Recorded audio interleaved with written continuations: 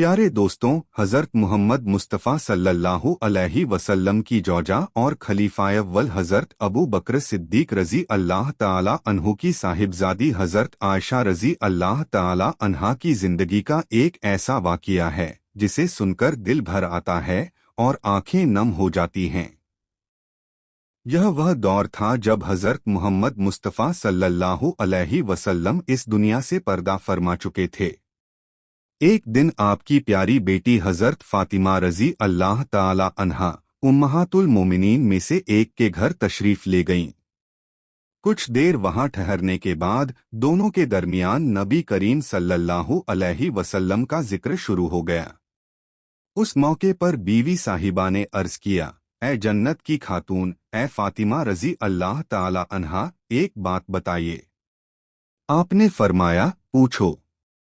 उन्होंने पूछा कि आपके बाबा जान को तमाम सहाबा में सबसे ज्यादा कौन महबूब था। यह सवाल सुनकर फातिमा रज़ी अल्लाह ताला अन्हा मुस्कुरा पड़ी और फरमाया, आयशा। फिर पूछा गया कि मर्दों में कौन? तो आपने जवाब दिया, उनके वालिद अबू बकर सिद्दीक रज़ी अल्लाह ताला अन्हु। फातिमा रज़ी अल्लाह ताला अन्हा का यह जवाब इस वजह से था क्योंकि वह भली भांति जानती थीं कि नबी करीम सल्लल्लाहु अलैहि वसल्लम आयशा रज़ी अल्लाह ताला अन्हा से बेहद मोहब्बत फरमाते थे। यह बात सिर्फ घर वालों तक सीमित नहीं थी, बल्कि तमाम सहाबा को भी इसका इल्म था।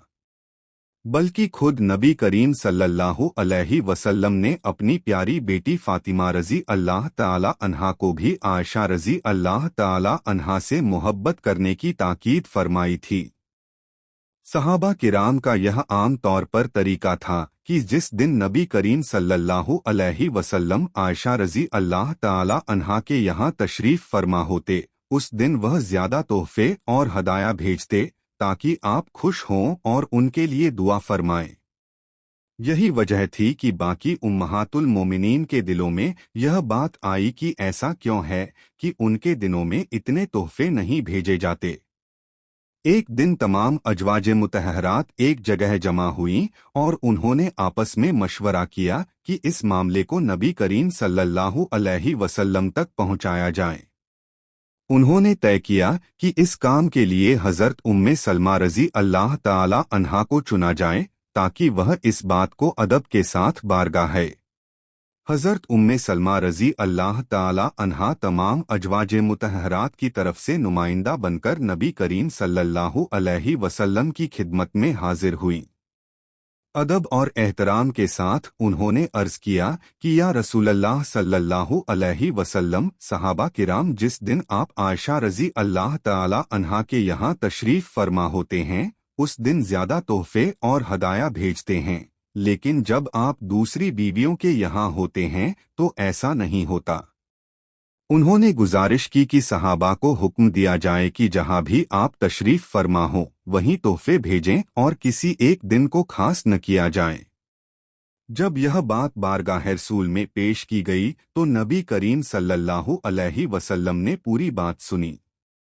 फिर आपने इरशाद फरमाया, ए उम्मे सलमा, मुझे आयशा के बारे में तकलीफ न दिया करो। तुम्हें मालूम नहीं कि आयशा की क्या शान है। मैं आयशा के पास उनके बिस्तर पर बैठा होता हूँ तो अल्लाह ताला मुझ पर वही नाजिल फरमा देता है, जबकि मेरी और भी बीवियां हैं, मगर किसी दूसरी जौजा के बिस्तर पर मुझ पर वही नाजिल नहीं हुई। यह जवाब सुनकर उम्मे सलमा रज़ी अल्लाह ताला अन्हा खामोशी से लौट आईं। उन्होंने किसी और बात का इजहार नहीं किया। जब बाकी अजवाज मुतहरात ने पूछा कि क्या हुआ, तो उन्होंने वही जवाब बयान कर दिया जो नबी करीम सल्लल्लाहु अलैहि वसल्लम ने इरशाद फरमाया था। इसके बाद फिर मशवरा हुआ। सबने मिलकर यह तय किया कि ऐसी शख्सियत को भेजा जाए जिनकी बात को नबी करीम सल्लल्लाहु अलैहि वसल्लम टालना पसंद न करें। इस बार उन्होंने सैयदा फातिमा रज़ी अल्लाह ताला अन्हा को चुना। जब उन्हें बुलाया गया तो तमाम मामला तफसील से बताया गया और उनसे अर्ज किया गया कि वह अपने बाबा जान की खिदमत में यह दरख्वास्त पेश करें। सैयदा फातिमा रजी अल्लाह ताला अन्हा ने इनकार न किया और अपने वालिद की खिदमत में हाजिर होने के लिए तैयार हो गईं। उन्हें बताया गया कि इस वक्त नबी करीम सल्लल्लाहु अलैहि वसल्लम आयशा रजी अल्लाह ताला अन्हा के यहाँ तशरीफ फरमा हैं। यह सुनकर वह उसी तरफ रवाना हो गईं ताकि अपनी जिम्मेदारी अदा कर सकें और अजवाज मुतहरात की बात आदाब के साथ पेश कर सकें। सैयदा फातिमा रजी अल्लाह ताला अन्हा जब उस मकान की तरफ पहुंची जहां नबी करीम सल्लल्लाहु अलैहि वसल्लम तशरीफ फरमा थे, तो वहां पहुंचकर उन्होंने दरवाजे पर दस्तक दी। अंदर उस वक्त आयशा रजी अल्लाह ताला अन्हा सहन में कुछ काम में मशगूल थीं। उन्होंने जैसे ही सैयदा फातिमा रजी अल्लाह ताला अन्हा को देखा, फौरन अपना काम छोड़ दिया और अदब के साथ आगे बढ़ी। सलाम और दुआ के बाद आने की वजह पूछी। फातिमा रजी अल्लाह ताला अन्हा ने फरमाया कि मैं अपने बाबा जान से मिलने आई हूँ। आयशा रजी अल्लाह ताला अन्हा ने अर्ज किया कि मैं देखती हूँ वह आराम तो नहीं फरमा रहे। फिर वह अंदर गईं और देखा कि नबी करीम सल्लल्लाहु अलैहि वसल्लम जाग रहे हैं। उन्होंने अर्ज किया कि आपकी प्यारी बेटी फातिमा आई हैं। आपने इरशाद फरमाया कि उन्हें अंदर भेज दो। यह सुनकर आयशा रजी अल्लाह ताला अन्हा ने फातिमा रजी अल्लाह ताला अन्हा को अंदर बुला लिया। जब सैयदा फातिमा रजी अल्लाह ताला अन्हा अंदर दाखिल हुई तो नबी करीम सल्लल्लाहु अलैहि वसल्लम ने शफकत और मोहब्बत के साथ उन्हें अपने पास बिठाया। आपने पूछा, बेटी किस सिलसिले में आई हो? फातिमा रजी अल्लाह ताला अन्हा ने अर्ज किया कि बाबा जान, मैं आपकी अजवाज की तरफ से एक दरख्वास्त लेकर हाजिर हुई हूँ। आपने दरियाफ्त फरमाया कि क्या दरख्वास्त है? तब उन्होंने अर्ज किया कि जब आप आयशा रजी अल्लाह ताला अन्हा के यहाँ होते हैं तो सहाबा किराम ज्यादा तोहफे भेजते हैं, लेकिन जब आप दूसरी जौजा के यहाँ होते हैं तो ऐसा नहीं होता। उनसे गुजारिश है कि सहाबा को हुक्म दिया जाए कि जहाँ भी आप तशरीफ फरमा हो वहीं तोहफे भेजें और किसी एक दिन को खास न करें। सैयदा फातिमा रजी अल्लाह ताला अन्हा जब वापस लौटीं तो उन्होंने तमाम अजवाजे मुतहरात को पूरी बात बयान कर दी। उन्होंने बताया कि नबी करीम सल्लल्लाहु अलैहि वसल्लम ने क्या इरशाद फरमाया और किस तरह उन्हें आयशा रजी अल्लाह ताला अन्हा से मोहब्बत करने की ताकीद की। यह बात सुनकर अजवाजे मुतहरात खामोश हो गईं, क्योंकि अब मामला साफ हो चुका था। इसके बाद भी सहाबा किराम का वही तरीका जारी रहा। जिस दिन नबी करीम सल्लल्लाहु अलैहि वसल्लम आयशा रजी अल्लाह ताला अन्हा के यहाँ तशरीफ फरमा होते, उस दिन लोग ज्यादा तोहफे भेजते। यह उनके दिलों की मोहब्बत और अकीदत का इजहार था। हर कोई चाहता था कि उसकी तरफ से पेश किया गया तोहफा कबूल हो और वह नबी करीम सल्लल्लाहु अलैहि वसल्लम की खुशी का जरिया बने। आयशा रजी अल्लाह ताला अन्हा की शख्सियत इस्लामी तारीख में बहुत अहम रही है। वह उम्मुल मोमिनीन हैं और नबी करीम सल्लल्लाहु अलैहि वसल्लम की अजीज जौजा थीं। उनके इल्म, समझ और दीन की गहरी पहचान की वजह से सहाबा किराम भी उनसे मसाइल पूछा करते थे। नबी करीम सल्लल्लाहु अलैहि वसल्लम के विसाल के बाद भी आयशा रजी अल्लाह ताला अन्हा ने लंबे अरसे तक जिंदगी गुजारी। इस दौरान उन्होंने दीन इस्लाम की बहुत बड़ी खिदमत अंजाम दी। बहुत सी अहादीस आप ही से रिवायत की गईं, जिनसे उम्मत को दीन समझने में आसानी हुई। वह दौर ऐसा था जिसमें इस्लामी फतहात हो रही थीं और नए नए इलाके इस्लामी हुकूमत में शामिल हो रहे थे। इस पूरे दौर में आयशा रजी अल्लाह ताला अन्हा एक अहम गवाह रहीं और उन्होंने अपने इल्म और फहम के जरिए लोगों की रहनुमाई की। इस तरह उनकी जिंदगी सिर्फ एक घर तक महदूद नहीं रही, बल्कि पूरी उम्मत के लिए इल्म और हिदायत का जरिया बनी रही। उनकी शख्सियत और उनका मुकाम इस्लाम की तारीख में हमेशा रोशन रहेगा। हज़रत आयशा रज़ी अल्लाह ताला अन्हा फरमाती हैं कि एक मर्तबा मेरा और नबी करीम सल्लल्लाहु अलैहि वसल्लम का आपस में कुछ मामला हो गया। यह एक घरेलू किस्म की बात थी जिसमें दोनों तरफ से बातचीत हुई। इसी दौरान नबी करीम सल्लल्लाहु अलैहि वसल्लम ने फरमाया कि तुम हमारे दरमियान किसे हाकिम बनाना पसंद करोगी जो हमारे मामले में फैसला करे। हज़रत आयशा रज़ी अल्लाह ताला अन्हा ने अर्ज़ किया कि उमर रज़ी अल्लाह ताला अन्हु को हाकिम न बनाया जाए क्योंकि वह सख्त मिजाज हैं। इस पर नबी करीम सल्लल्लाहु अलैहि वसल्लम ने फरमाया कि फिर अबू बकर रज़ी अल्लाह ताला अन्हु को हाकिम बना लिया जाए। हज़रत आयशा रज़ी अल्लाह ताला अन्हा ने इस पर रजामंदी जाहिर की और कहा कि हाँ, अबू बकर रज़ी अल्लाह ताला अन्हु इस मामले के लिए बेहतर हैं। इसके बाद हज़रत अबू बकर रज़ी अल्लाह ताला अन्हु को बुलाया गया। जब वह तशरीफ लाए तो उन्हें सारा मामला बताया गया। हज़रत आयशा रज़ी अल्लाह ताला अन्हा ने अपनी बात रखते हुए नबी करीम सल्लल्लाहु अलैहि वसल्लम से कहा कि आप अल्लाह से डरें और साफ साफ हक बात बयान करें। यह बात सुनकर हज़रत अबू बकर रज़ी अल्लाह ताला अन्हु को गैरत आई और उन्होंने हज़रत आयशा रज़ी अल्लाह ताला अन्हा को टोकते हुए कहा कि तुम नबी करीम सल्लल्लाहु अलैहि वसल्लम के बारे में इस तरह की बात कैसे कह सकती हो। उन्होंने गुस्से में आकर उनकी नाक पर हाथ मारा जिससे खून निकल आया। जब नबी करीम सल्लल्लाहु अलैहि वसल्लम ने यह मंजर देखा तो आपने फरमाया कि हमने तुम्हें इसलिए नहीं बुलाया था। यह सुनकर मामला वहीं थम गया। इस वाक़ये से यह बात सामने आती है कि घर के मामलात में भी अदब और एहतराम का कितना ख्याल रखा जाता था। इसके बाद जब हज़रत अबू बकर रज़ी अल्लाह ताला अन्हु वहां से चले गए तो हज़रत आयशा रज़ी अल्लाह ताला अन्हा एक तरफ हटकर खड़ी हो गईं। माहौल में सुकून वापस आ गया, लेकिन यह वाक़या अपनी जगह एक अहम सीख लिए हुए था। हज़रत आयशा रज़ी अल्लाह ताला अन्हा फरमाती हैं कि हज़रत नबी करीम सल्लल्लाहु अलैहि वसल्लम के साथ हमारे रोज़मर्रा के मामलात में बहुत सा अदब और शफ़क़त होती थी। रोज़मर्रा की जिंदगी में भी उनका व्यवहार बेहद सम्मानजनक और शांतिपूर्ण रहता था। हज़रत आयशा रज़ी अल्लाह ताला अन्हा ने फरमाया कि जब भी हज़रत नबी करीम सल्लल्लाहु अलैहि वसल्लम हमारे पास तशरीफ़ लाते थे तो उनका व्यवहार हमेशा नर्म और सम्मानजनक होता। एक बार हज़रत नबी करीम सल्लल्लाहु अलैहि वसल्लम के साथ बातचीत के दौरान कुछ हल्का विवाद हुआ। हज़रत आयशा रज़ी अल्लाह ताला अन्हा ने बताया कि इस दौरान भी हज़रत नबी करीम सल्लल्लाहु अलैहि वसल्लम ने शांतिपूर्ण और समझदारी से मामले को हल किया। उन्होंने फरमाया कि घर के हर सदस्य के साथ व्यवहार में हमेशा शफ़क़त और सम्मान का ध्यान रखना चाहिए। हज़रत आयशा रज़ी अल्लाह ताला अन्हा ने कहा कि हज़रत नबी करीम सल्लल्लाहु अलैहि वसल्लम के साथ रहना अपने आप में बहुत बड़ा अनुभव था। हर दिन उनके व्यवहार और अदब से सीखने को मिलता था। हज़रत नबी करीम सल्लल्लाहु अलैहि वसल्लम की शफ़क़त और समझदारी ने पूरे घर का माहौल शांत और सुहावना बना दिया।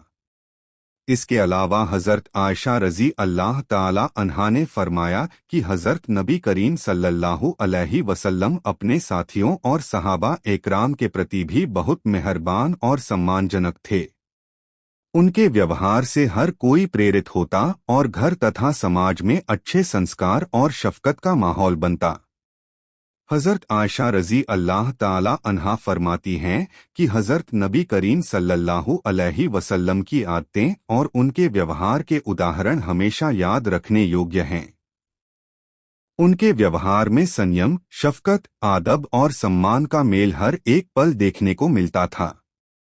इस प्रकार हज़रत आयशा रज़ी अल्लाह ताला अन्हा के बयान से पता चलता है कि हज़रत नबी करीम सल्लल्लाहु अलैहि वसल्लम का घर और रोज़मर्रा का जीवन अपने आप में शिक्षाप्रद और आदर्श था।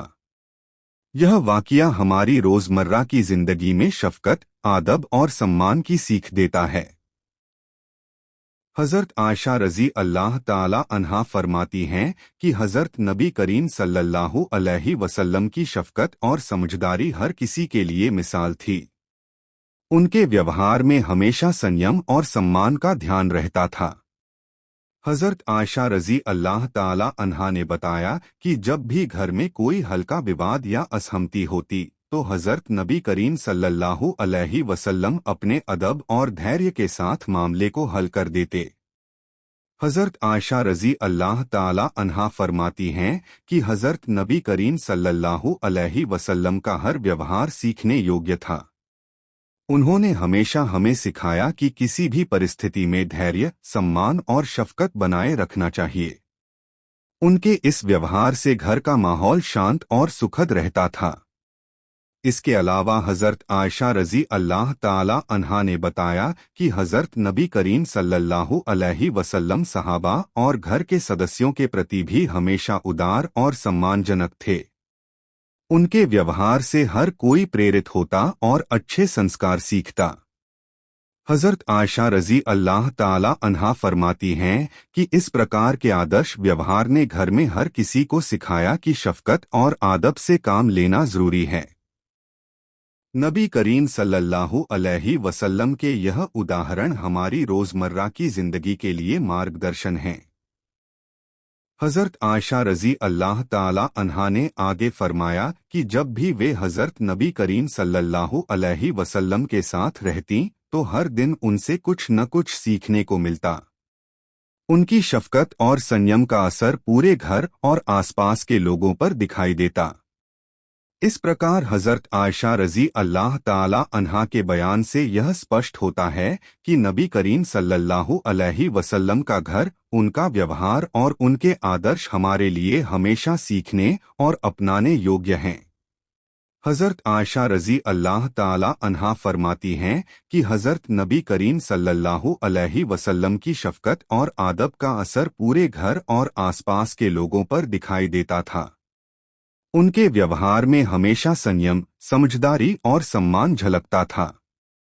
हज़रत आयशा रज़ी अल्लाह ताला अन्हा ने बताया कि हर दिन उनके साथ रहकर उन्हें न सिर्फ जीवन की सरलता समझ में आती बल्कि यह भी सीखने को मिलता कि किस तरह घर और समाज में शफ़क़त और आदब बनाए रखना चाहिए।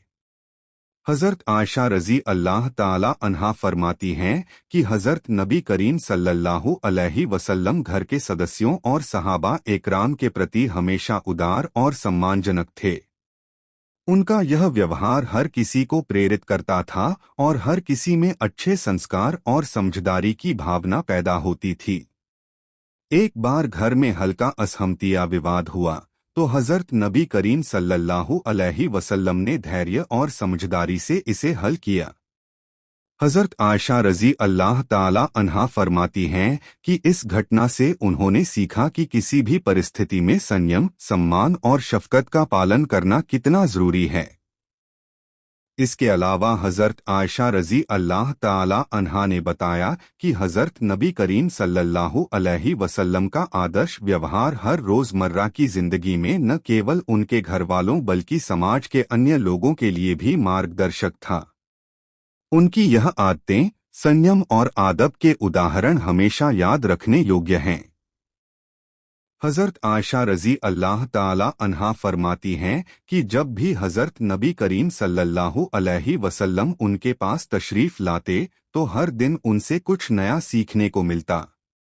उनके व्यवहार से यह स्पष्ट होता था कि संयम, शफ़क़त और आदब हर रिश्ते और जीवन के हर पहलू में ज़रूरी हैं।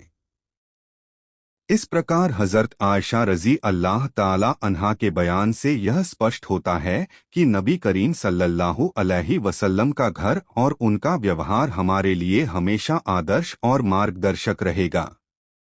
उनके आदर्श जीवन से सीख लेकर हम अपने घर और समाज में शफ़क़त, आदब और सम्मान बनाए रख सकते हैं।